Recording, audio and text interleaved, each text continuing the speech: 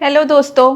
तो अब तक आपने प्रेपोजिशंस के कई सारे टाइप सीख लिए हैं। अब बस कुछ आखिरी टाइप्स बचे हुए हैं। उनमें से एक है प्रेपोजिशन ऑफ कॉज, रीजन और पर्पस। तो ये प्रेपोजिशन ऑफ कॉज, रीजन और पर्पस है क्या? ये बताते हैं रीजन ऑफ अ हैपनिंग और the purpose of an action, कि कुछ भी चीज़ क्यों हुई है, उसका पर्पस क्या है, उसका रीजन क्या है। ये बताने के लिए हम ये सारे प्रेपोजिशंस यूज़ करते हैं। ये हमेशा वाई का क्वेश्चन आंसर करता है। तो जैसा कि हम इसके नाम से ही समझ सकते हैं, ये कोई भी सेंटेंस में रीजन बताता है। चलिए कुछ एग्जाम्पल्स देखते हैं। First example, the train is used for travelling to different places. Why is the train used? It is used for travelling to different places. यहाँ पर फॉर प्रेपोजिशन यूज किया गया है, जो कि प्रेपोजिशन ऑफ कॉज है। और एक एग्जाम्पल देखते हैं। Virat Kohli was given the Padma Shri for his excellent performance in the field of cricket. Why was Virat Kohli given a Padma Shri? For his excellent performance.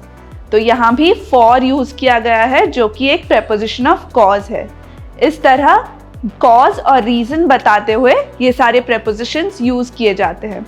चलिए एक एक प्रेपोजिशन को देखकर उसे एग्जाम्पल के साथ समझते हैं। सबसे पहले to.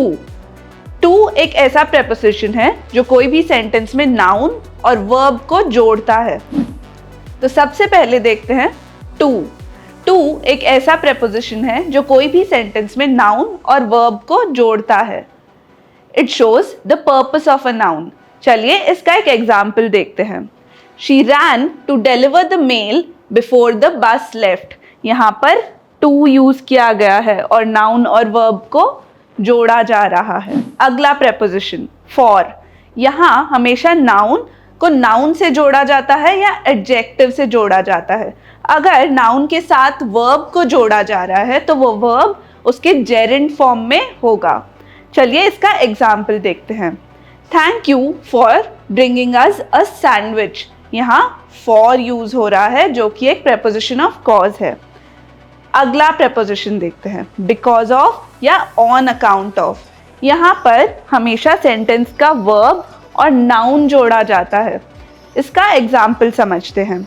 The moon shines because of the sun। यहाँ because of यूज हो रहा है। और एक example देखते हैं। On account of the flight delay, the Prime Minister will reach the office later than expected। मतलब क्योंकि फ्लाइट डिले हुई है, प्राइम मिनिस्टर ऑफिस लेट पहुंचेंगे। Owing to, this shows a cause in a sentence कि क्यों कुछ हुआ है। Example, owing to her brilliant performance, she was given a medal।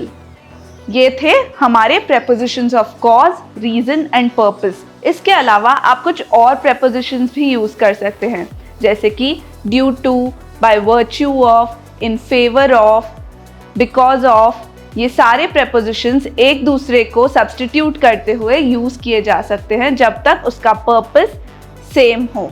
आप इन prepositions को अपने essays में यूज करके अपना essay एकदम परफेक्ट बना सकते हैं। सिंपल था ना? ऐसे ही इंटरेस्टिंग तरीकों से इंग्लिश सीखने के लिए इंग्लिश पार्टनर हिंदी के चैनल को सब्सक्राइब कीजिए।